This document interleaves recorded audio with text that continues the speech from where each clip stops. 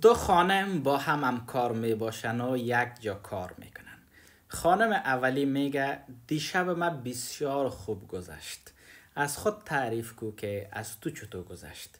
خانم دومی میگه دیشب ما بسیار خسته کن بود. وقتی که همسرم از کار آمد نان با هم یک جا نوش جان کردیم و همسرم به تخت خواب رفت. از این که خسته و زله بود خوابید. خانم اولی باز هم تشریح میکنه، میگه دیشب من بسیار خوب گذشت. به ای که وقت همسرم خانه آمد برا ما گفت من دستوروی خودم میشویم و لباس های خودم میپوشم تا او وقت تو هم آماده شو بیرون به نان خوردن میریم.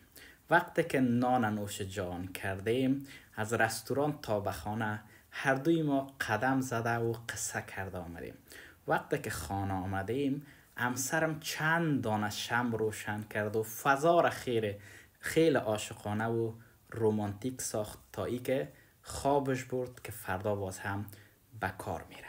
از قضا که شوهرای امی دو خانم با هم در یک جای همکار بودن.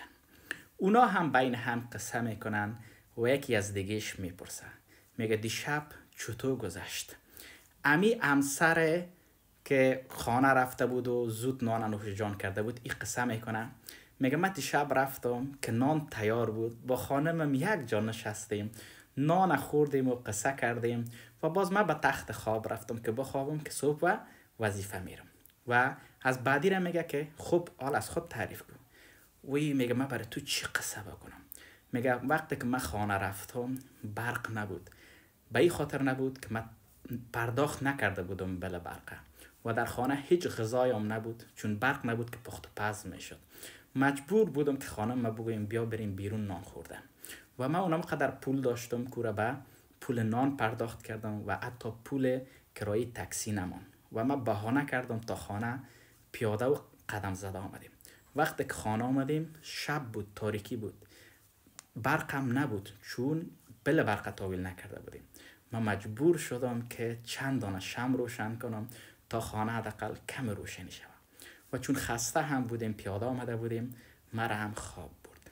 پس یک نتیجه کلی از این میگیریم که از ظاهر زندگی هیچ کس هیچ کدام ما و شما بازی نخوریم و حسرت ظاهر زندگی هر کس را نخوریم و به این فکرم نباشیم. هر کس در زندگی خود شاید هزار و یک مشکل داشته باشه. نتیجه مهم ای است که ما طرف پر گیلاس ببینیم، یعنی خوبی های زندگی را ببینیم و بشماریم، با آنچه که داریم شکرگزار باشیم و ازش لذت اعظمی را ببریم. دوستتان دارم. متوجه خود و زندگیتان باشین.